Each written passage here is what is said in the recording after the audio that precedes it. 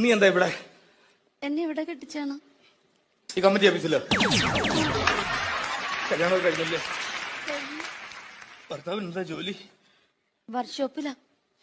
ചുമ്മാ ഒരു ഗ്രീസിന്റെ പണം. പക്ഷെ നീ ഒരു മേശിനെ കല്യാണം കഴിച്ചാൽ മതിയായിരുന്നു. അതെന്താ ചേട്ടാ?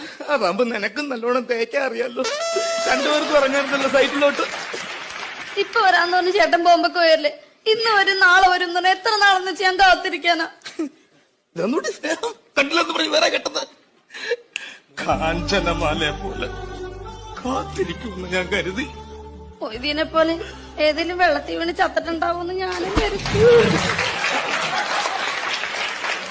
എനിക്കൊരു കുഞ്ഞുണ്ടായ ആൺകുഞ്ഞാണെങ്കിൽ അവന് ചേട്ടന്റെ പേരിടണോന്നാ ഞാൻ വിചാരിച്ചിരുന്ന. അറിയോ എന്തിനടി വല്ലവനും കലോത്സവത്തിന് കിട്ടിയ ട്രോഫിയിൽ എന്റെ പേര് കുത്തി വെക്കുന്നത്?